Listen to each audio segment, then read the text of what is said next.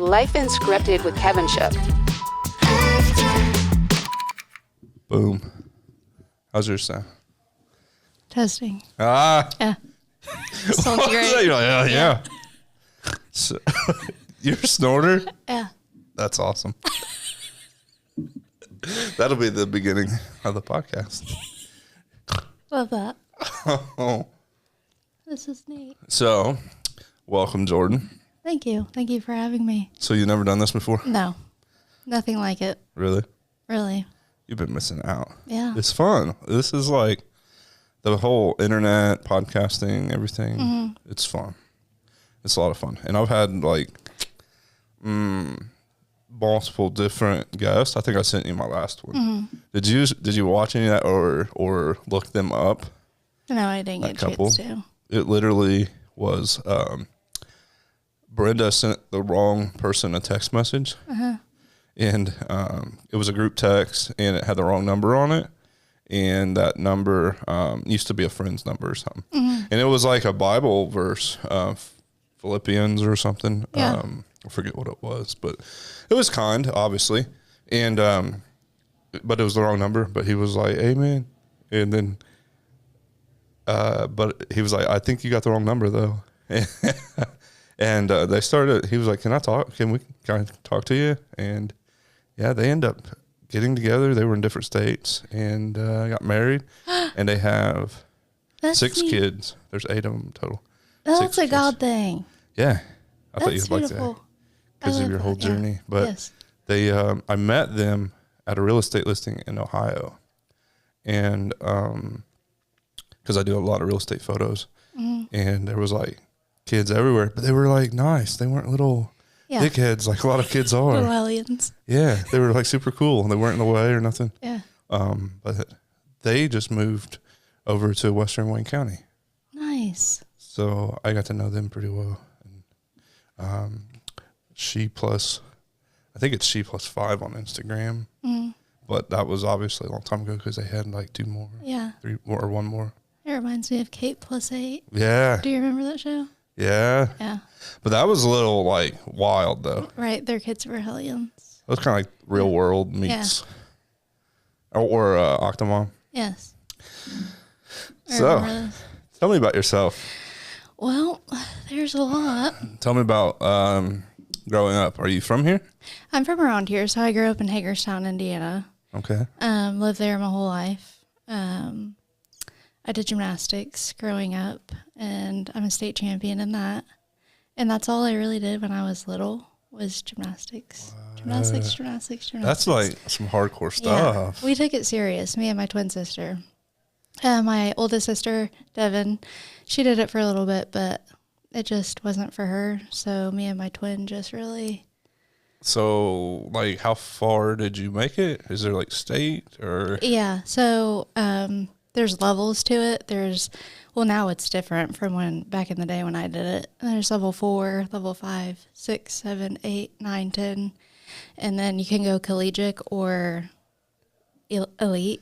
Yeah. I didn't make it that far, I wish. But I won level 4 state and level 7 state all around. I was pretty good, not going to lie. When people see me and my twin, they knew what was up. Dang. My floor music was Back in Black by ACDC. Okay, if that tells you anything. A lot of the other girls had like real flowy, gentle. Yes. And Beethoven. My twin had Metallica. So we were just complete opposites of everybody. It was pretty cool. What? Yeah, we had everyone's I feel like you should have wrestled instead. Probably. Back in Black. Wow. But we were good. Then we made history in our high school. It was me, my twin, Caitlin Catania, and Chelsea Scott. We were the first team to go to state, to make it to state, out of any sport from Hagerstown. So that was pretty cool. What year did you graduate? 2012. Oh, snap. You're young. 30. I'm old. How old are you? 39. That's not old. But thanks. But I had a friend, Ryan Ludwig. I don't know. Yeah. Yes. Yeah, that's my dude. Nice. Yeah, He's still over in this area. And stuff. Yeah. I see him all the time, like selling golf carts on Facebook. I'm like, wow, what? What are you doing? What are you doing, bro? Hagerstown's a small area, so everybody knows everybody. Yeah. Yeah. There's, is that little chocolate place over there? Abbott's Candy. Oh, Still a yes. thing? Yeah. Wow. That's crazy. So after high school, like, did you go to college or what did you do? Yes. So, to finish up the high school thing, I broke my back, fractured it in gymnastics. My grip broke during a gymnastics meet, a high school gymnastics meet, and I wasn't able to do gymnastics anymore. That was my junior year, and that kind of ended gymnastics for me, which kind of sucked. So yeah, I started having like behavior problems, and because I lost the only type of like stability that I knew and structure, and I rebelled, I guess. I don't know. Turned into a hellion? Yes. And I did not have a good attitude. I wasn't a nice person, which I'm not proud of. So yeah. Was this like your senior year? Or? Yeah. Wow. Horrible attitude. Yeah. Not proud of that. And then I can't see that in you. yeah, I was a very different person. Then I went to college at IU East, and my first year I went for I was going to go for nursing, but I was doing that more for my mom to like please her, and I did not really care about nursing. Like I did not want to do that.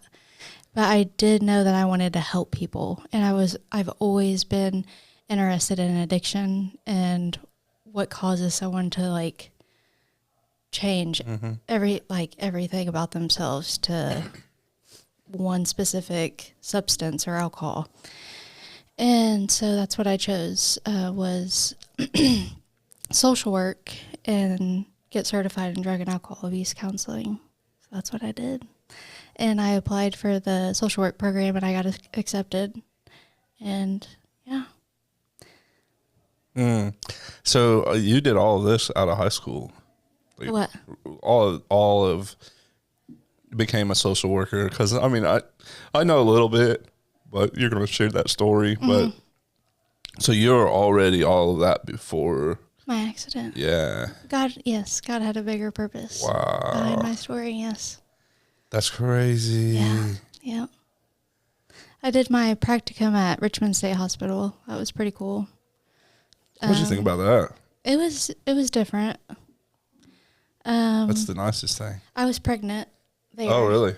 My senior year in college, and that's the year I had to complete my practicum hours. And it was just a very, it's a sad place anyways. Right. But being pregnant on top of that and emotional, it was hard. But yeah, it was a great learning experience. So what were you at Meridian's addiction unit, or were you doing your stuff? I was in the other units. I was in there. Oh, okay. The inpatient stuff. So 400 buildings. Yeah. Mm-hmm. And then I thought, well, one thing that I did with the unit, I think it was 420B, I painted a tree with them because the walls were just so bare and white. It looks like a jail in there. So we were in a meeting, and I was like, could we bring some life into here? And maybe you guys just need new ideas, like fresh eyes in here. And the director, what was his name? I can't remember, but he approved it, and I was able to do a big tree with the patients on 420B, and everyone got a branch and a leaf that they were able to do. Nice. Which was really cool.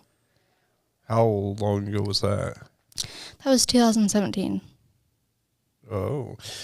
Huh. I wonder, because let's see, so I paramedic and firefight thing from 16 to 22 down here.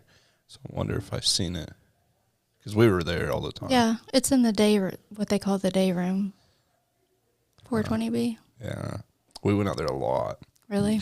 Yeah, and I always felt bad too, because I could really connect with the patients really well, and most of the time the problem was the staff. Right.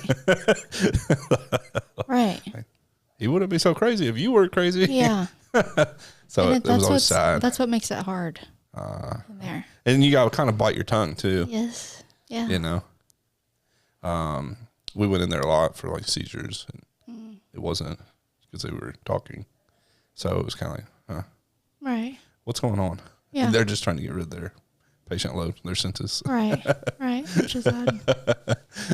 So 2017. What else? What else was it that year? So that was a busy year. I was pregnant. I was trying to complete my practicum hours at Richmond State Hospital. I was working at Kmart. Kmart was still a thing. Yes. Yeah. We need to bring that back. I know. Oh, I miss it. Wait a minute. Okay, if you could pick Kmart or Target, what would you pick? Kmart all the way. Really? I'm not a Target kind of gal. You're not bougie, are you? No. That's cool. No. Kmart. Oh, for sure. Bad prank. I did a bad prank a while back, and I made Target logo signs and put them in a big lot out on West 40. I was doing like this social experiment to see how many people on Facebook would pick up on this. But my friend at the time bought all that land right there. Yeah. And a lot of people were like talking, you know. So I printed the Target logo and stuck it in that yard. Oh my gosh. I bet people were freaking out. People are crazy. Yeah. But you know what? If Target was here, they wouldn't be crazy after a while. Yeah, that's true. You always want what you can't have. Yeah, that's true. That is very, very true. Yeah. But Kmart, they had good deals. Yeah, like always had good deals. Couldn't you used to get like a slushie and a hot dog? Yeah, they had that little food court. That was the best. But I worked back in lawn and garden, and I liked it back there because I didn't get bothered. I'm a hard worker, so I kept myself busy, and yeah, it was nice. But Did you ever call in? no, not really. So you were like a good employee? Yeah. Then it went from that working there to I worked for street department for Hagerstown, which I did that on and off throughout summers as summer help. So I just went and did that for a little bit for like leaf pickup during the fall and stuff. But my main focus was school and graduating that year. And I had my daughter in April, and a couple months after that, I graduated. So she was able to be at my college graduation. She was 2 months old then. And just 2 weeks after my college graduation is when my accident happened. And so I just had my daughter, and I just graduated college. And then my whole life just... Do you want to share those details or no? Well, yeah. Okay. It's all. I know that's what about. my journey is meant to be shared, and hopefully to be an inspiration to people to never give up and to keep pushing, keep doing what you need to do, no matter what anybody says. Like I said before, I always kind of struggled with behavioral problems, and alcohol was one of those things that I used to I can relate. cope with. And like I said, I just had my daughter, so I hadn't had any alcohol or anything. So the first night I was away from my daughter, I went to a tractor pull. My mom watched her for me, and I remember I did not want to go. And I just had like a really weird feeling about it. But I went anyway, and I think I got drunk off of like 3 beers. Tolerance is low. Yes. And the aggression started coming out. I don't know. Alcohol always did that for me. Really? Yeah.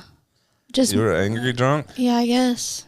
And I was a lover. I was unhappy in general, and I think the alcohol just really, really showed that. It intensifies it. Yeah. I was just not happy internally. And was that because of everything that stemmed from your back injury in gymnastics? No, just everything throughout childhood. I mean, that's a whole different subject.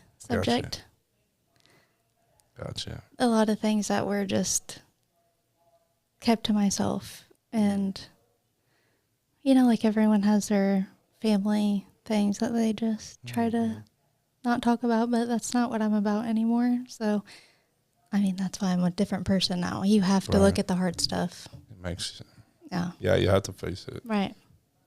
But, yeah, it's for a different day. But, that night I got very drunk and there was a girl saying something to my sister. And I don't play when it comes to my sisters. I would do anything for them. And I guess act a fool, too.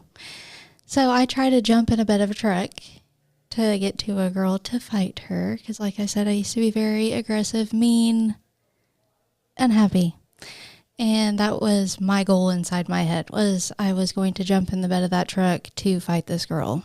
And my foot slipped on the tire, and the tire, it was a dually truck, so there's 2 tires on the back, and both of them went over my whole stomach, and I don't remember anything after that, but my twin sister was arrested that night and was charged with battery because a fight did end up happening, which I do not condone. That's one of the things that my mom always taught us, was you fight to handle problems. That's what I'm the complete opposite of now. There's a line between self-defense and attacking people. Just being a psycho. Right. Okay. Yeah. And I never want my daughter to do that. I want her to use her words and be able to have a conversation if she's feeling some type of way, So as I'm laying there, the truck ran over me, and I take full accountability for that. That was my fault. I feel like that's a lot of things that one thing that people don't have a full understanding of. A lot of people talk about what happened that night, but they don't fully know the whole, length of it. And my actions in it. It was nobody else's fault but mine. And the person driving had nothing to do with it, and it was not his fault by any means. And I guess I was unconscious, and I tried to stand up, and I fell back down to my knees. And obviously the paramedics came over and rushed me to the airplane, helicopter, whatever. They were in Connersville and got me to, it wasn't IU, it was the other one, Methodist, that they took me to first. And I was internally bleeding. All my organs were crushed, all of them. I was swelling, bloating. And they had my stomach open, with ice on my organs. Wow. And on my stomach was cut wide open. And Methodist said there was nothing that they could do for me. I was going to go. I was. It sounds like it. Yeah. And I guess my mom grabbed the surgeon's hand and was like, "No, you don't understand. My daughter, she's a fighter. She literally can pull. I know you probably think this is not true by your book education, but she's like, I know my daughter's spirit, my daughter's soul. She can get through this." He was like, "There's this one guy I can call. His name was Dr. Mangus, and he was actually out of town, and he was like, he's the number one liver surgeon or whatever that he specialized in. But like I said, he was out of town. He's like, I can give him a call to see if he can get here." And lo and behold, he did. And Dr. Mangus got to me within 5 hours and started emergency surgery. And he was able to save part of my liver. They had to cut, I had 3/4 of it. So that, what do you call that? It rejuvenated on its own. So now it's fully a full liver again, which is so weird how organs work. It's a miracle. Yes. Yes. And they had to take part of my intestines out, and I had an ostomy bag, which was the worst experience of my life. Oh, yeah. I'm gross. Talk about, as a female, and I was 23 at the time, just all confidence was out the window, like everything. So yeah, I had an ostomy bag. What else? Ton of surgeries after that Dr. Mangus did. I don't have a belly button now. That's kind of cool. All right. Yeah. Fun fact. I had a wound vac on that for the longest time. Oh. Because, like I said, my whole stomach was cut wide open, so I have a big scar from my whole stomach up and down. Wow. And my belly button was causing it to, like, it was not healing at all. So even the wound vac wouldn't help it. So they just took it off, and finally it just closed up. So there's always an innie and an outie, but you're right in the middle. Yeah. Okay. But the way they did it, it kind of looks like an indent. Like, so it kind of looks like a belly button, but it's not. Okay. You should get a little tattoo. No, I'm not doing that. I'm not doing that. Do you have tattoos? Yeah. I don't have any. I have a lot of tattoos. But, yeah. So during this process, I was in ICU for, how long was that? 2 weeks. I was in induced coma during all those surgeries. I don't remember. I don't know the details. My mom could tell you all about that. My sisters could, but I've never really asked questions about it. I don't want to know about it. It was such a dark time, and You should have been dead. Like, right. Like a lot of people, and I'm just speaking out of experience. I should not be here. I've seen a lot less not make it. Yeah, I should not be here. Right. But it's cool you are. Yeah. And, well, they said what saved my life was just having my daughter, because all my organs were still up from having her. And if they were settled like any other regular person's organs, there's no way. Yeah, I would have been gone for sure. But she is what saved my life. That's crazy. I love that. Oh, she's my angel. That's what I call her. That's my angel. crazy. Yeah. So, And how old is she? she's 7 now. She was 2 months old when the accident happened. So does she understand like a lot of that, or probably not? We talk about it, but she doesn't know details. She knows that mommy was ran over by a truck. But that's all she really needs to know. And that God has me here Wait till she's like for a reason. 20 something, and then be like, so because I was pregnant with you. And then Yeah. So that's how you saved my life. Yes. So. Yes. But yeah, she is why I'm here, which is a beautiful thing. That's cool. But when I finally woke up from induced coma, I don't know why, but in my head, I thought I just had a little boy. I thought that's why I was in the hospital. I don't know if my mind was still, since Hudson was so new to me, you know, she was only 2 months old. Maybe that was like flashing back in my head of giving birth to her, but like, no, you were just ran over by a truck. It all blended together. Yes. That's sedation right yes. there. So then I was like, I couldn't talk because the tube that was down my throat for so long, I couldn't get any words out. And I was so weak from not using any of my muscles that I couldn't even write what I wanted to say. But I remember in my head, I was saying, where's my little boy? Where's the boy? But it, like I had a girl. I don't know. It was very odd. But I wanted to know where that baby was. And I seen my dad and my daughter's father for the first time. And I thought it was the next day after the accident. So it would have been Sunday, which was going to be that Father's Day. So, mind you, 2.5 weeks have went by, 3 weeks. And the first thing I said to them was Happy Father's Day. And I remember them crying, and I'm like, why are they crying? But it's 3 weeks later.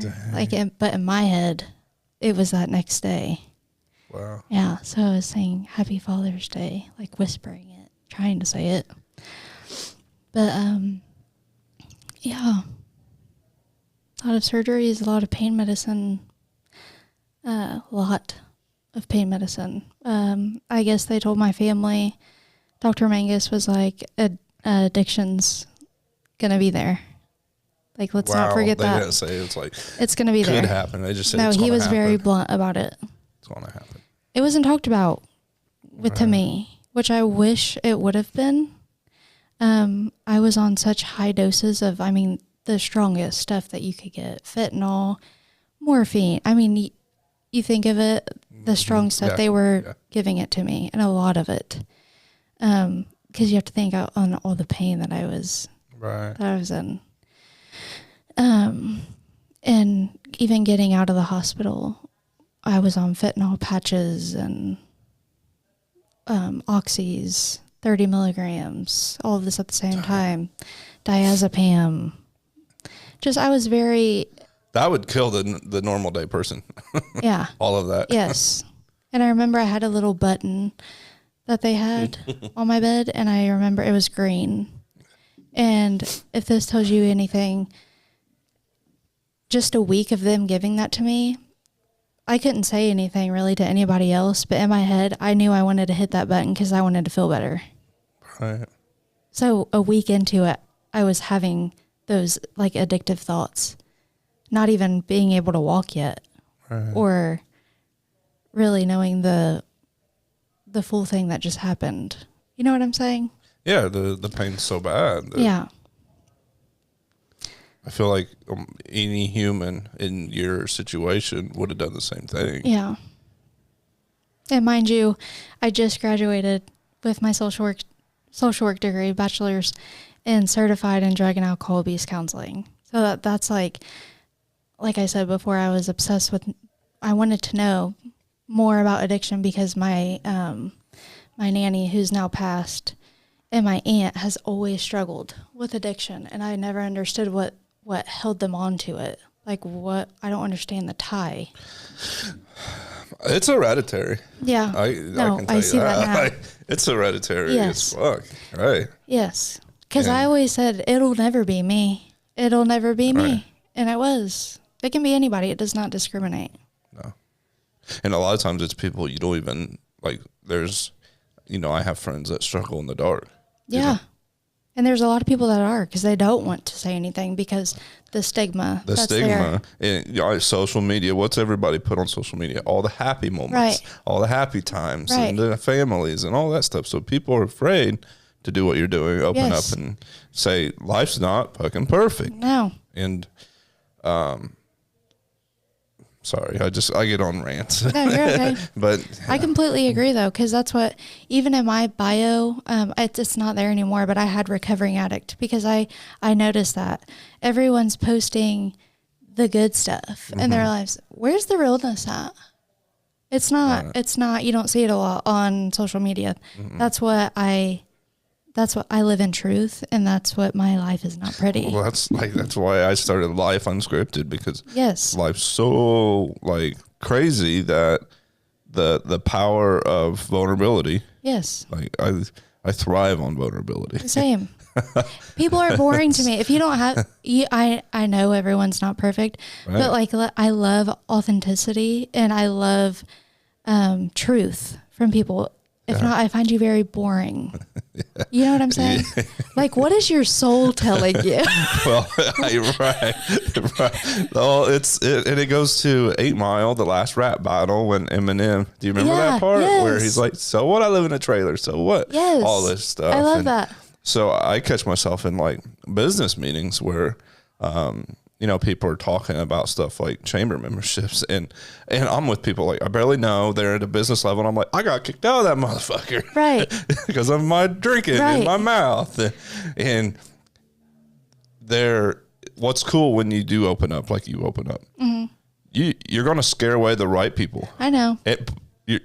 Do you see how I said that, though? You're going to scare away the right people. Yes. But you're going to attract the right people. And that's what I'm all about. I know that 100%. The ones that are for me and that are meant to hear what I'm supposed to say, they'll come. Yeah. The ones that aren't, they can go. That's fine. I'm not for everybody, and that's okay. That's this, and that's on a personal level. That's on a business level. Yes. Because I lost a lot of business, but I gained a lot of it. I lost the right business. I gained the right business. Yes. Like, as soon as you make that transition, Yes. and are completely transparent, you meet the right people in life, like wholeheartedly. I completely agree. And it's wild because you said on your bio you put recovering addict, and I just say, you know, because I'm like 600 something days sober off alcohol. Congrats. That's awesome. We're always recovering. We're never recovered. Because as soon as we put ourselves at that finish line, we're going to lapse. Yeah. It's day by day, literally. So what's it like all right, so, you know, I get on Bumble every once in a while on the dating app. Oh, really? Wow. What a shame. Everyone, it's tech. What a shame. Because there ain't places to go, right? If I go to church to meet somebody, like I can't even talk. Like, half of my vocab is not appropriate. I completely You know what I mean? get So, it. anyways, but then they got them check marks like sober or don't drink, and it's like, well, if you put sober, somebody gonna be like, red flag, red flag, red flag, Yeah. red flag. Do you ever get that when you meet somebody new? Like, how do I explain this to them? No. That's how I just live in my truth so much. Or you're already like, I don't give a fuck what they I think. don't give a Right. shit what anyone thinks. To be honest. Okay, I got this off the rails. But all right, so going back, you're hitting that button a little too much. Yes. Because obviously you're experiencing addiction right now. Yeah. And I mean, that's only a weekend. It was kind of forced onto you. Yes. And I remember I went off on a nurse because she wouldn't give me, you know, you have to wait that time frame. It's like 10 minutes. Yes. I think it was 10 minutes. But in my head, I was clicking it either way. So in my put a piece head, of tape on it. I was getting that medicine.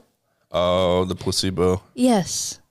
That's what's sad. Thinking Gotcha. back. Yeah. But even like the medicine that they had to put in my IV, I threw a fit because she was like, it's not been 4 hours. I can't give it to you yet. And I mean, addiction showed in itself right there. I was like, I'm hurting. Like, give me, I started crying and I was like, you're horrible at your job. And I feel so bad. I want to go back there and apologize to that girl because she's one of the best there. And that's why I was mad, because she was good at what she's doing. No, she wasn't going to just hand me that medicine. Right. But, yeah, I got mad because I wanted more. And, I mean, even getting out of the hospital, it was oxys, hydrocodones. And I remember, you know, I'm still I had to relearn how to walk, how to talk, everything before I was able to leave the hospital. So I had, you know, therapy that I had to do for all that. And on top of that, I'm a first-time mom. So I'm trying to heal. My stomach's cut wide open. I have an ostomy bag. I walked like the Hunchback of Notre Dame. Oh, damn. And my voice was so soft because the tube that was in my throat. And trying to be a good mom. All on top of hiding an addiction. Right. And one day it would be 1 hydrocodone. Then it was, I'll take 2 instead of 1. And I started abusing my scripts and finding doctors that would give me more than what my pain doctor was giving me. And yeah, that's the links I started going to get those, you know, that feeling. Wow. Yeah. Even as your pain started to get better, you were still traveling down that route, or was your pain still? My pain was not there anymore. But It was your an addiction excuse. wasn't. The addiction. That's what I mean. It was full blown at that point. Wow. I could handle the pain. I can handle a lot of pain. That's what it was. I mean, if you just had a baby that you can handle. Right. And what's sad is the lies that I would tell to doctors. But then I feel like, I don't know, they're educated. Why didn't you just say something to me? Why didn't you call me out? Because so the healthcare industry is corrupt and always will be. And if they're putting in insurance claims, then there's profits. Right, they get a kickback. Yeah. I know. That's what's sad. So they now that's not let me read back. Let me go back. That's not like every doctor, right. But and then they also get caught in the monotony of their superiors saying, "Why didn't you treat their pain?" So like when I was a paramedic, they always wanted you to use a 1 to 10 pain scale, right? And if it's a 3, they get fentanyl. So I never did that. Never. Because they could just say, oh, it's a 3. I had a lot of them would say it's a 10 while they're doing this. That was me. I would always say like a 9 or a 10. while they're checking their emails. It was so I never went with that. I never went with that. It was always like facial expressions and their vitals. If anything, when I was in pain, it was because I was withdrawing. Right. I didn't know it then, but I know it now, after experiencing addiction. The cold sweats, the body aches, that's what that was. That's what my body was freaking out. Where's the medicine? Because they were slowly taking me off the fentanyl, the oxys, the hydrocodones, and mentally I was freaking out, and physically my body started freaking out. So then I started going to the street to find what I needed. What was that? First it was methadone because, well, going back to how I was saying, my nanny that's passed, always battled with addiction. She went to the methadone clinic, and I mean, she's always went there, and I've always known that about her. She got take homes, and she had that at her house. And I remember going there, and I remember the point of methadone was to help from opiate use. Right. Okay. And that's what I was struggling with. So I was like, okay, if I can't get what I need, maybe this will help me get through the withdrawals at least, because that's the point in it. And I asked her to give me some, and she did. It was like she knew what I was experiencing. She could see the pain on my face. I was crying. I was hunched over, like rocking, barely able to move, sweating, puking, all the nasty stuff. And those were withdrawals. So immediately she gave it to me, 20 milligrams, I think it was. And I felt a little better, but then I stole more from her, 20 more milligrams. And it was just like a ripple effect. I ended up becoming a, what do you call it there at the methadone? I started going to the methadone clinic. Never in my wildest dreams. Stand in line outside? Yeah. I was one of those people. South A or whatever? I was one of those people. Damn. Never in my life would I thought I would get to that point. Right. You just got out of college for alcohol. Yeah. Addiction counseling. So then obviously you're around a bunch of addicts. You are who you hang out with. Oh, yeah. And I was like, I could still get my hands on what I really want. And I did. But then it turned into heroin. Damn. Meth. All the nasty stuff. Damn. And I was using, IV, like it shooting up. Holy shit. I turned into a different person. Wow. And mind you, I was still with my daughter's dad. We were engaged. We had a house together. I was a stay-at-home mom, and I do this because I was not focused on my daughter 100% like I should have been. Obviously, Brandon seen that clearly. My mind was somewhere else, and it showed. Like, just where I was, how I acted, the things that I chose to talk about, just a very low vibration of a person. Wow. That's crazy. Yeah. Yep. I'm trying to think. That's when it just got really ugly. The choices I was making. I remember I totaled Brandon's truck.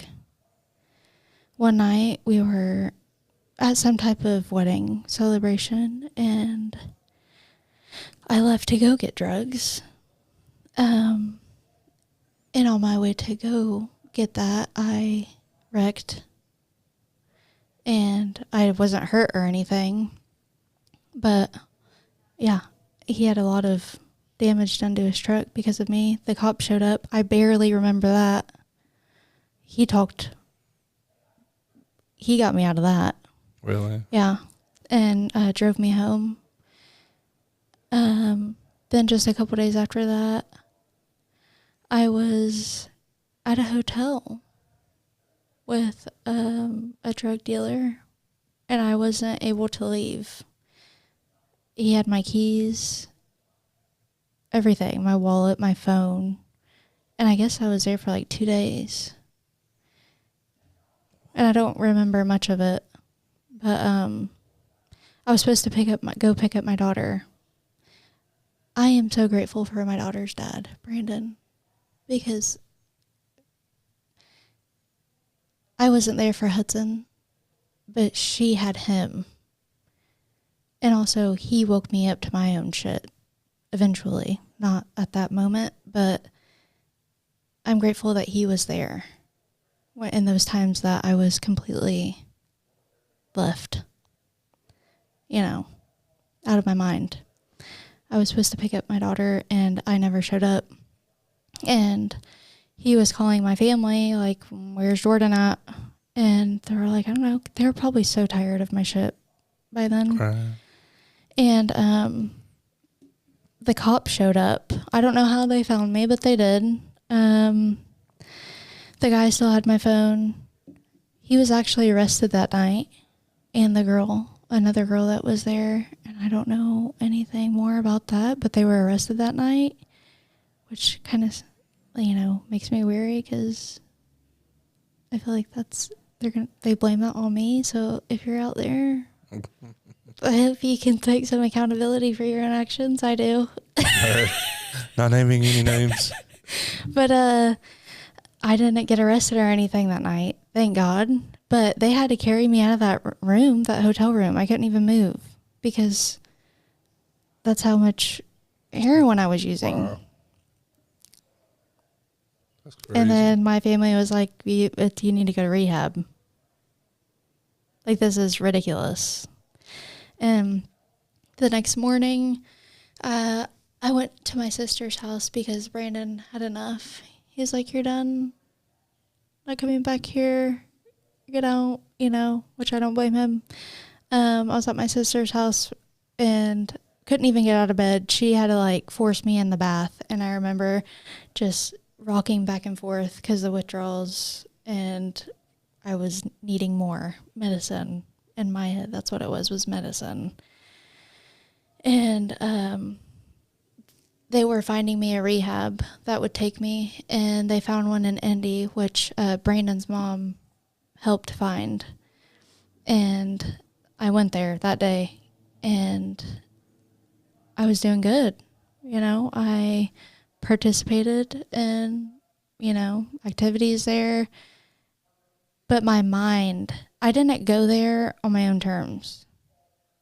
And if you're going to do recovery, it's got to be, you got to want it. Really? You can't, no one else can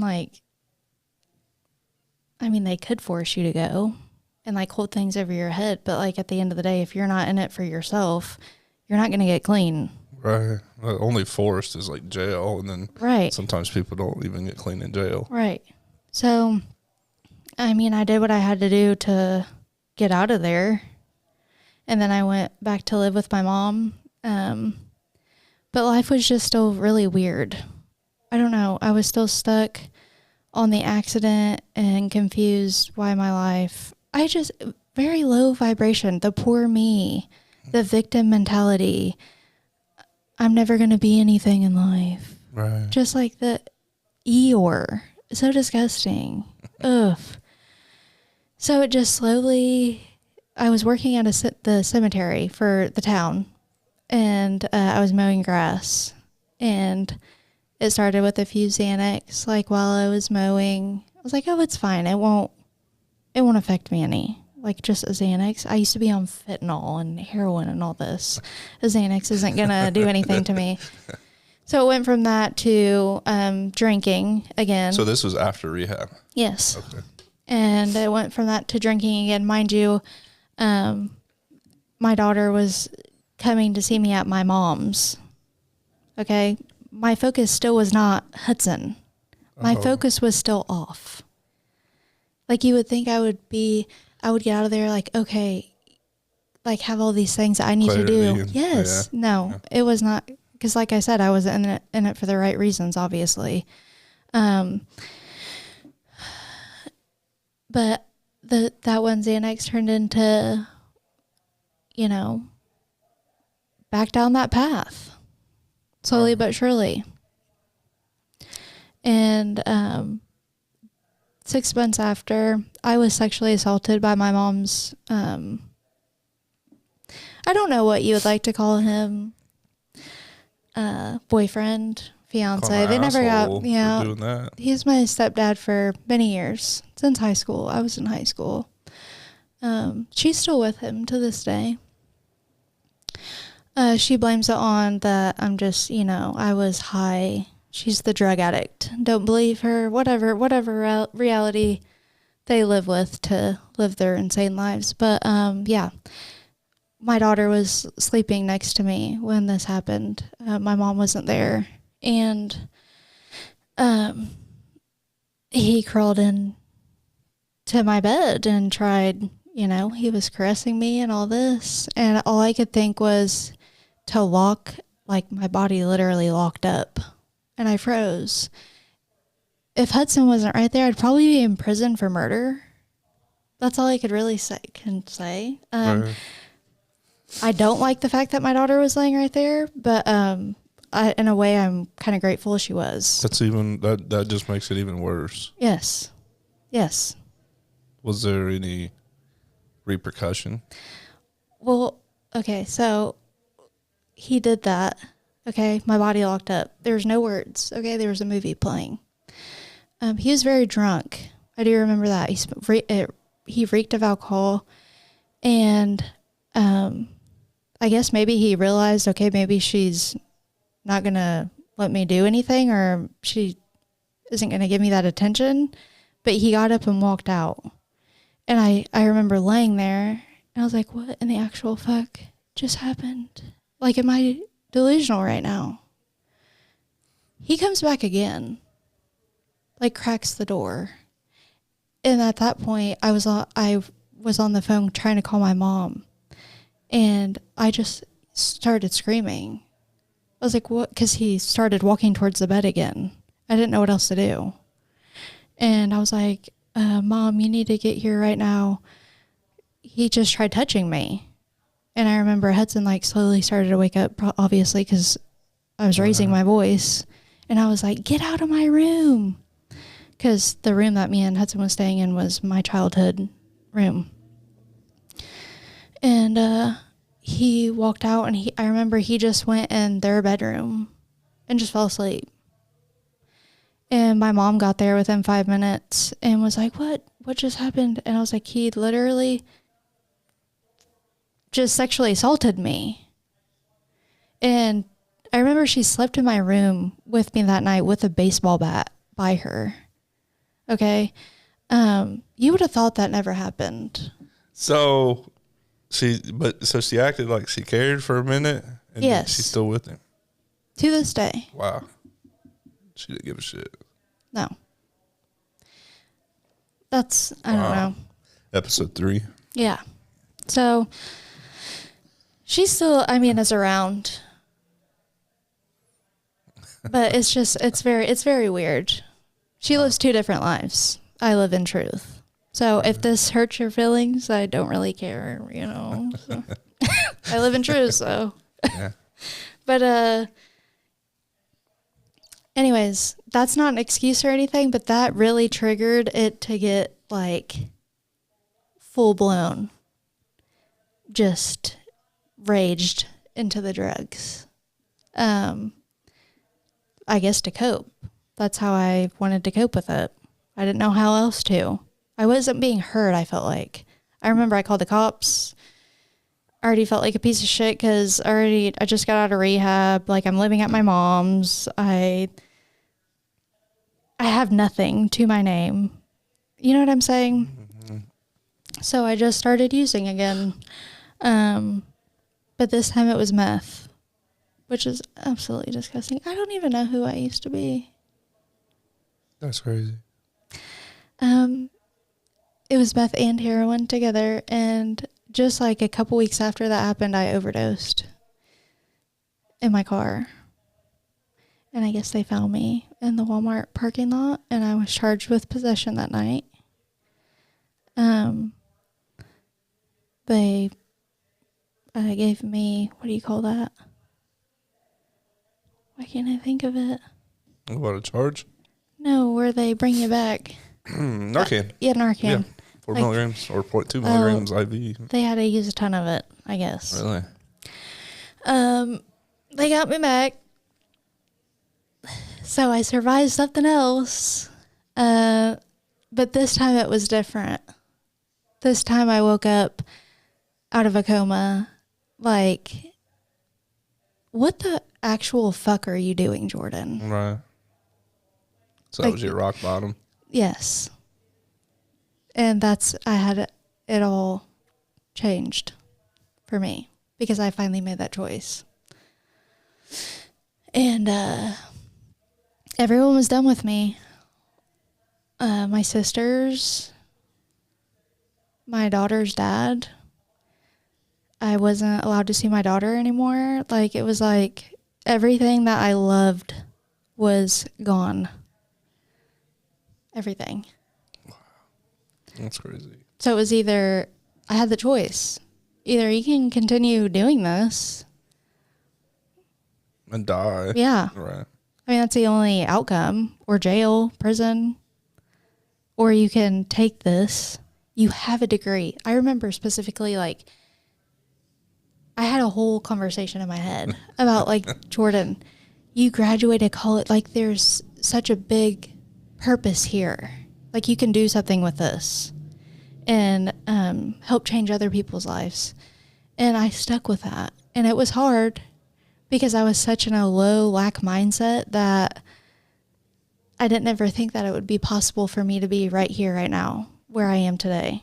It's taken 3.5 long years to get right here. But I've came so fucking far from sleeping on a couch out of my sister's house to where I am right now and working with, within the social work field and using that degree and having your daughter back. Yes, and literally fighting to the core to get her back. And but every move that Hudson's dad made, I needed. It was like he held up a mirror to me and was like, if this is how you're going to act, this is what you're going to get. You're not going to see your kid. And she's the one thing I don't play about. I will literally do anything for her. I will walk through hell itself, which I did to get to her, and crawled out of the pits of hell and broke chains off of me and generational curses. And I fought my way back to her. He tried to take full custody, which I completely understand. I get that. Right. I mean, I would do the same thing. But I needed that. I needed something to wake my ass up. It wasn't even like the overdose really itself that woke me up. It was the thought of Hudson not being able to see her, not having her. That's what hurt the most. It wasn't my accident. It wasn't any of that. You're about to lose your prized my possession, baby. Right? The one good thing you had going. Yeah, and that's what my focus wasn't on her. that whole time from the accident to the overdose. My mind was so far left, just completely not where it should have been at all, which was on her. And that's sad to even say out loud, but like, that's the God's honest truth. Right. That's crazy. Yeah. So, So did you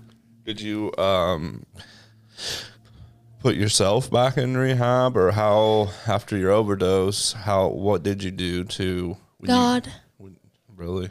He touched my heart. I had a spiritual awakening. Oh, it's such a beautiful thing. Oh, He's mighty. I love it so much. No, I didn't go back to rehab. Myself was my rehab. I learned myself inside and out. I hit my knees on the ground. I was living with my sister, sleeping on her couch. I had nothing, barely even any clothes, no shoes.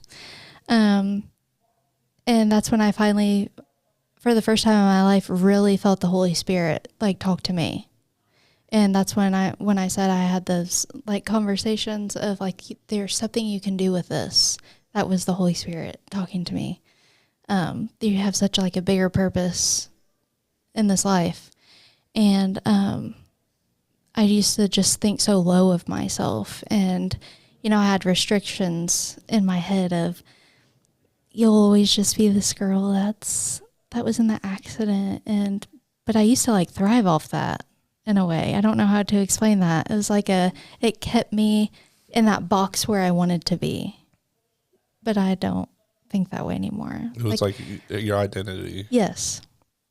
But I had this spiritual awakening, and I don't know, you could call it some type of activation, but like ever since then, I've wanted to get to my highest, most best self. I don't know how to explain it. It's something much bigger than we are. Right. Reminding me that I still have the power in me to get back up on my feet. Like, wake up. Let's get it together. Let's get a house for your kid. Let's get a vehicle. Life's not over yet. Yeah. It just began. Right. And yeah, you lost a lot of things. You went through a lot of bad things, but like, it doesn't have to be that way. Like, focus on the good. Let's make some positive here. And that's what was the hardest thing to do, was change my mindset, because I was always, like I said, angry, negative, mean. And the way I think about it is like I had to rewire my brain into thinking positive, waking up in a positive mindset, routine for myself, pushing myself to have a routine, even though it was like uncomfortable at first, but like then it becomes natural.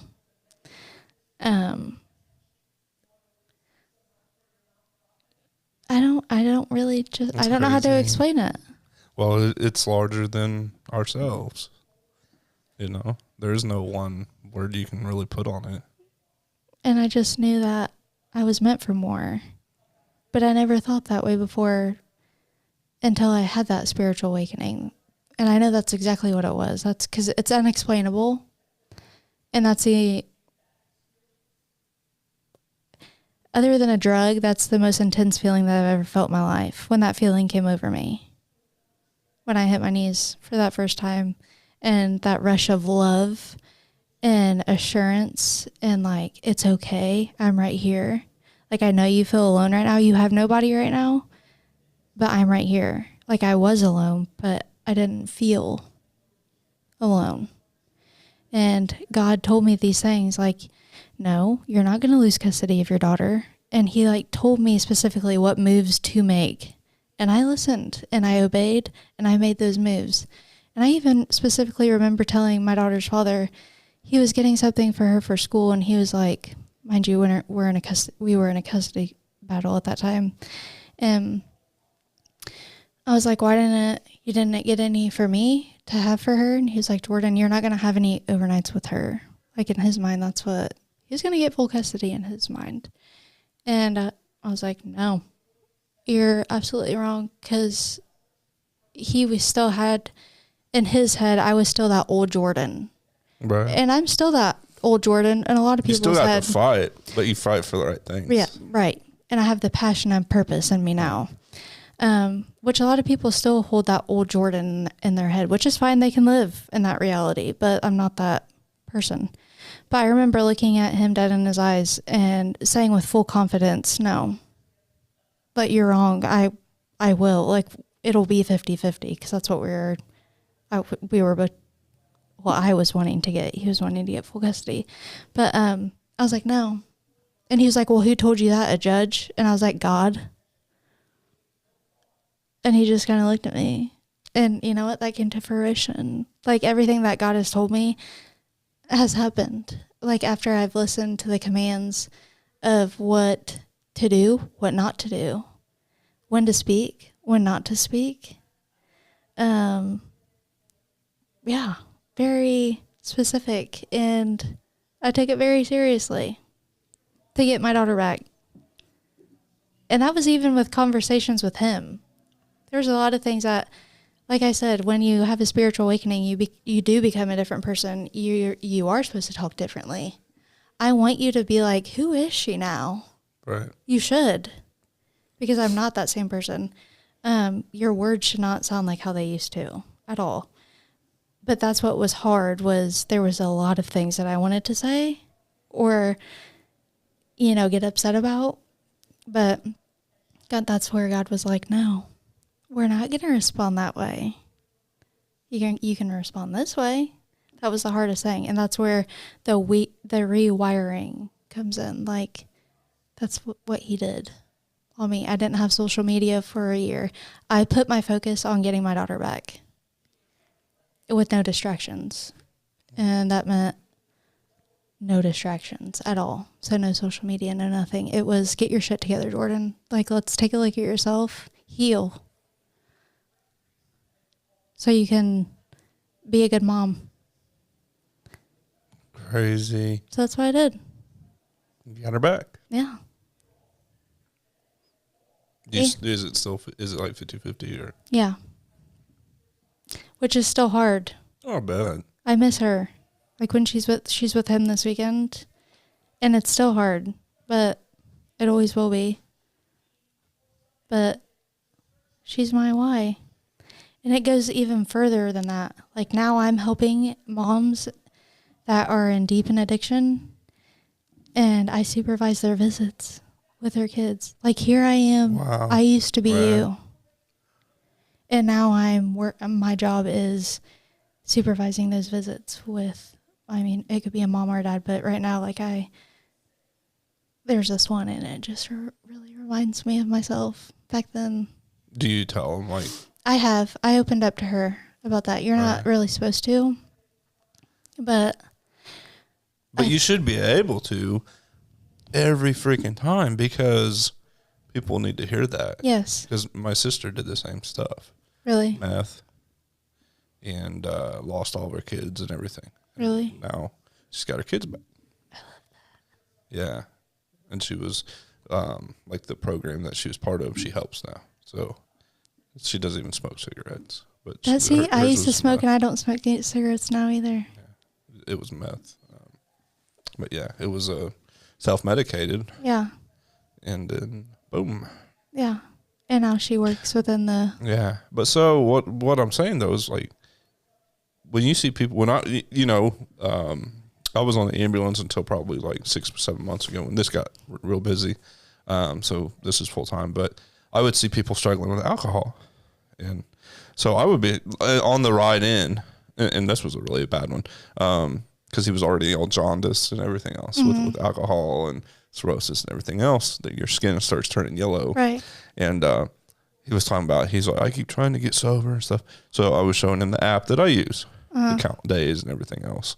You should be able to share your story with your patient or client, or because they need to know that it's possible, because they can't see the light at the end of the tunnel. No, they're in the depths of it. Right. And you are the light. Yeah. You know, so it's like, it's doable. This is doable. Yeah, but that's what's the hardest part is they're not in that mindset yet. They're not in that accepting of it. Right. And they're still stuck in that where I was 4 years ago, that lack mindset. They're stuck right there. So, but I will never give up on them. There's one specifically, it's a struggle, but you know what? You can keep trying to push me away, but I'm not, I'm not going to walk away. You've won bigger battles. Yeah. Like, let's go. We can tango, but, I ain't going nowhere because I'm going to stay consistent in your life. And, but yes, I think it's important for some of them. I do tell for them to know that, because I just feel the need to say that. Like, if the Holy Spirit tells me to, I do it. Well, it's empathy, you know, being empathetic with people. Like, right. We're all human. Right. Like, you are fighting to get your kid back. And most of them are in that situation because they're in addiction and they're still testing positive for substances. So I've literally been in your shoes. Literally. So if you don't get your shit together soon, right, it's still possible. There's a choice that you can make here. All right. It's up to you, nobody else. So whatever choice you want to make, that's on you. But here's the outcome of one choice that you can make right in front of your face. So I don't have a belly button, but right. Everything. But I do think that that's my. They have to see that. They have to understand that it is possible to make bad decisions, be a fuck up, whatever you want to call it, your entire, well, not your entire life, but throughout your early years, and still overcome it. Yes. And still be a new, like, that's not going to erase. Right. But that's going to make you wise. Yes. You're going to gain wisdom from this. And that's what I always say. I don't know who I used to be. But, like, I love that I went through all of that. I don't regret any of it. I appreciate every step of it, because it literally has made me my best self today. I appreciate the ones that held me accountable. It made me actually step up to the plate to get my shit together. Because without those people, which it was very few people, but still, those ones mean something to me, because I wouldn't be right here if it wasn't for them. There are probably days where, like, bad days that you used to have, that's like, you could easily let yourself down, and you did many times, but people like that, and you're still in your corner. Yes. Rooting for you. You don't want to let them down. Right. Yes. Like my oldest sister, Devin, I don't know what I'd do without her. She's the one that let me sleep on her couch. She was the only one, really. I mean, my twin sister, she was over my shit. Everybody was. Devin, I mean, she has a whole family. Kit, my nieces, and everything. Really? And here their aunt is just sleeping on the couch. But Devin, her and her husband let me into their home and have a second chance at life. Or a third chance, technically. Like a cat, 9 lives. Yeah, I do have 9 lives. I believe that. Well, don't test that anymore. I don't want to. Oh, I don't want to. But yeah, that's my purpose in life is, and I know that for a fact. Like, one day I see myself on a stage sharing my testimony and speaking about this exact thing, recovery and addiction, and being hopefully an inspiration to people that are in recovery. Well, I mean, you're definitely an inspiration to me. I followed you along on social media for a while and stuff, and So, I mean, just hearing, being able to hear this today, it's just like, I don't know. Yeah. Like the details of it. Give me maybe all. Yeah. Details of it. It's cool because everyone struggles somehow, some way, but they don't want to. They either don't know about resources, they don't understand sharing it with people in your corner, Yes. leaning on people, Yeah. confiding in people, stuff like that. Yeah.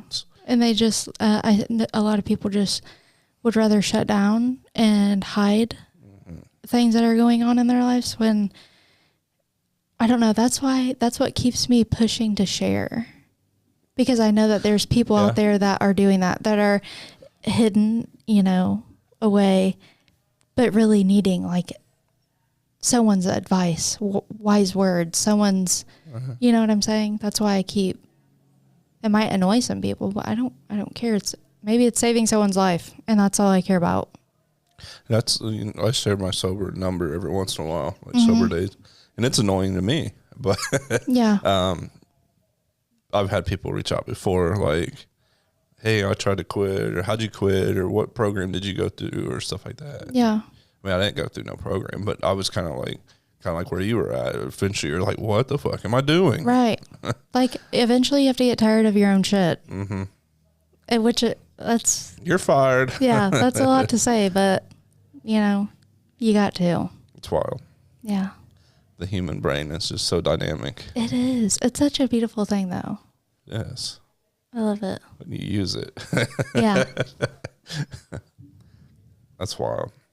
Well, thanks for coming up here. Yeah. And doing this. I know that was a lot to take in, but...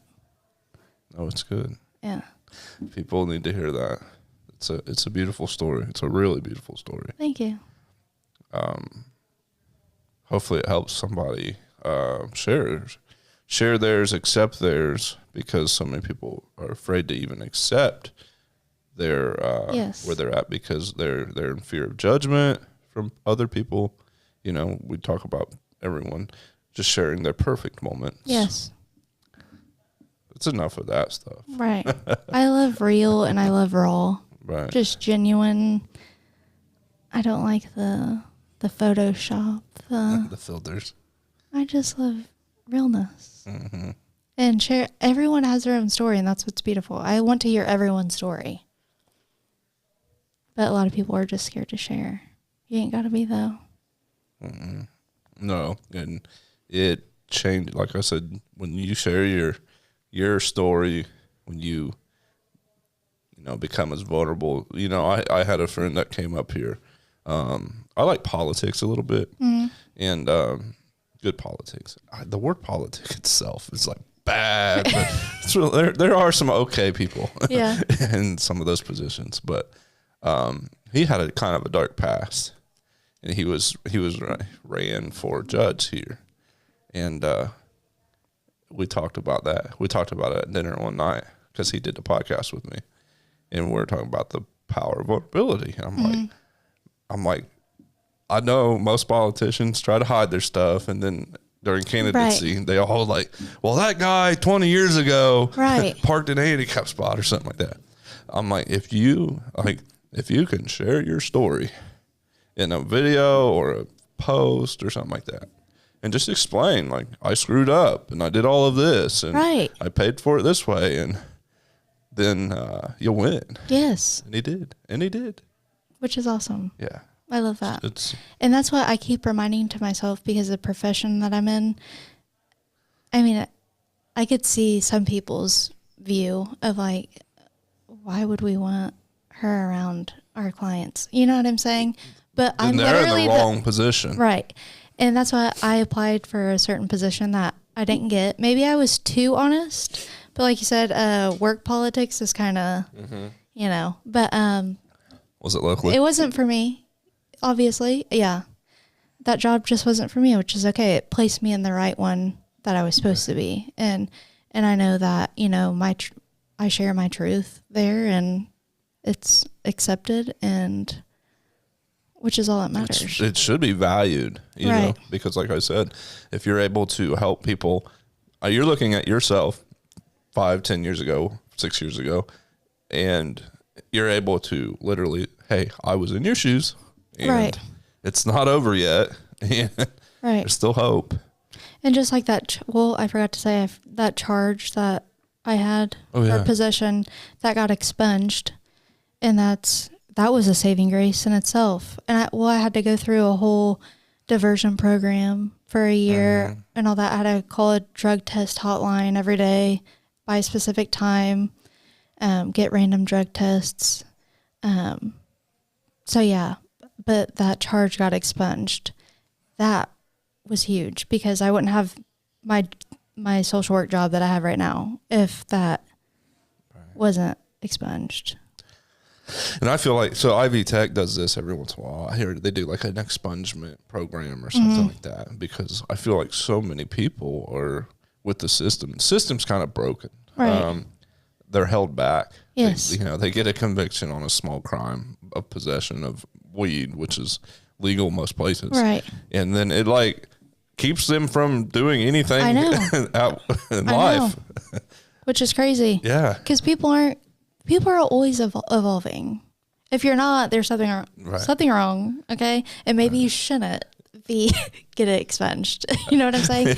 But like, people are always changing, and no one is who they were 5 years ago. No one is who they were 10 years ago. That's part of evolution and change. That's wild. Yeah. You're so true. Mm-hmm. So yeah. Wow. Good chat. Good chat. Yeah. That's a wrap. That's a wrap. This is where I cut it. Life Unscripted with Kevin Shook.